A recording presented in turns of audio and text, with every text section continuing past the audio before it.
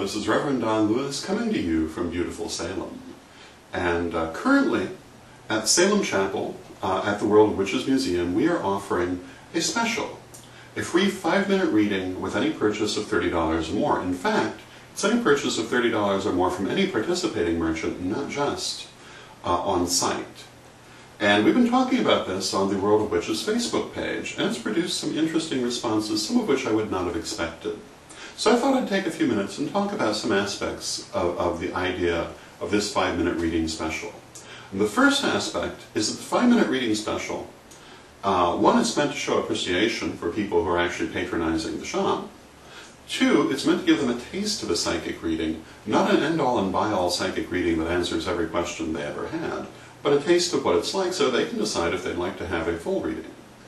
But within that context, a lot of people are saying that they don't believe you could get anything out of a 5-minute reading, and I've got news for you. A good psychic absolutely can give you a great reading in 5 or 10 minutes, even in 1 minute under the right circumstances.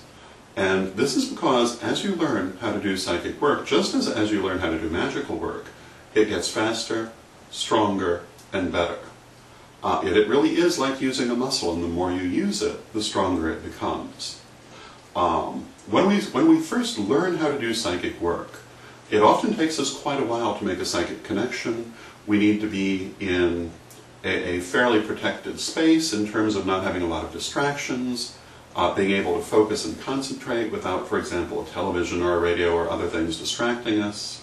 Some people like to have certain kinds of music playing, etc. And all of this is very good for learning how to do psychic work. When we learn how to do magical work, it's the same. It can often take us a lot of effort to do simple spells and simple magic. We like to have all kinds of tools and external things that aren't really necessary once we've really learned. And many people, in their learning how to do magic, will be very concerned with aligning themselves to outside forces, such as the phases of the moon, stones, oils, etc., which can be helpful but are never necessary. When we really have learned how to do magic, when we've learned how to make our shift in consciousness, we can make it instantly. And although the results of magic are rarely instantaneous, the act of magic can be. And it's the same with psychic work. Once we've learned how to do psychic work, and when we've had lots of practice with it, you can connect to a person very quickly. You can connect very quickly, and you can often get to whatever it is they really want to know very quickly. Now certainly, every psychic can have a good or bad day. The best psychic can have a horrible day. The worst psychic can have a wonderful day. And making that connection with a person does not always happen. I have more than once told people, I'm sorry, we don't really have that connection, but it's very rare.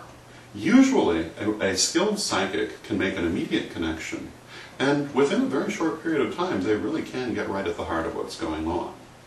And after all, to a certain extent, if you couldn't, what would be the point? And so I guess what it all comes down to is both psychically and magically remember that the conditions that prevail when you're first learning are not the same conditions that will prevail when you've really mastered the art, to the extent that we ever master the art. And of course, there's never a point at which we can't learn more, and never a point at which we can't become better.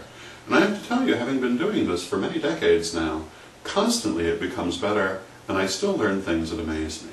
And you will too. So those are my thoughts for today. I hope you find them interesting, and until next time, may you blessed be.